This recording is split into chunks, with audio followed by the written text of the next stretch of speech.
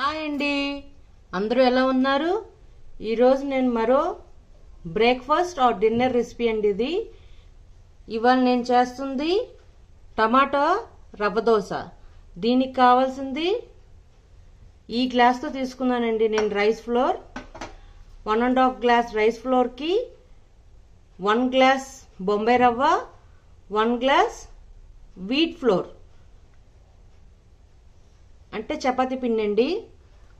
ఉప్పు తగినంత, టమాటాలు 3 పెద్దవి తీసుకున్నాను, ఇలా ముక్కలుగా కట్ చేసుకున్నాను. ఎండుమిరపకాయలు 3 నుంచి 4. ఎండుమిరపకాయలు ఎవరి దగ్గరైనా లేకపోతే సమయానికి రెడ్ చిల్లీ పౌడర్ కూడా యాడ్ చేసుకోవచ్చు, మీ కారం తగ్గట్టు. అల్లం చిన్న ముక్క.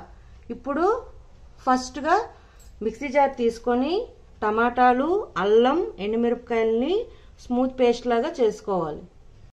చూడండి, ఇలా మిక్సీ జార్లో ఇవన్నీ వేసుకొని స్మూత్ పేస్ట్ లాగా చేసుకుంటాను. ఇలా స్మూత్ పేస్ట్ లాగా చేసుకున్నాం. ముక్కలు లేకుండా గ్రైండ్ చేసుకోవాలండి. టమాటాలు ముక్కలుగా ఉండిపోతాయి కదా, అవి లేకుండా చూసుకోవాలి. ఇప్పుడు దీనిలోనే ఈ బొంబాయి రవ్వ, రైస్ ఫ్లోర్, వీట్ ఫ్లోర్ ఈ 3 కలిపి దాంట్లోనే గ్రైండ్ చేసుకుందామండి స్మూత్ పేస్ట్ లాగా. ఈ విధంగా బ్యాటర్ని రెడీ చేసుకున్నాను. ఇది మనం యాస్టీజ్గా రవ్వ దోశ ఎలా కలుపుకుంటాం అలాగే కలుపుకోవాలండి. దీంట్లో కావాలంటే మీరు జీలకర్ర కూడా యాడ్ చేసుకోవచ్చు. నేనైతే 1 టేబుల్ స్పూన్ యాడ్ చేస్తున్నాను. దీంట్లో మనకు కావాలంటే ఉల్లిపాయ ముక్కలు కూడా వేసుకోవచ్చు. జీలకర్ర 1 టేబుల్ స్పూన్ దాకా వేసుకున్నాను. ఉప్పు తగినంత వేసుకొని దీన్ని ఒక 30 మినిట్స్ ఇలా వదిలేయాలండి, మ్యారినేట్ అవుతుంది. ఇది సేమ్ యాస్టీజ్గా రవ్వ దోశ క్రిస్పీ వచ్చేటట్టుగా వస్తుంది. మనం జస్ట్ టమాటా యాడ్ చేసాం. ఈ దోశలు చాలా టేస్టీగా ఉంటాయి.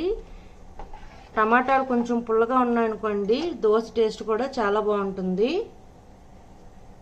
హాఫ్ అన్ అవర్ తర్వాత ఇప్పుడు నేను దోశ పాన్ పెట్టుకొని దోశ వేసుకున్నానండి. అది ఎంత క్రిస్పీగా వస్తుందో మీకు ఇప్పుడు చూపిస్తా.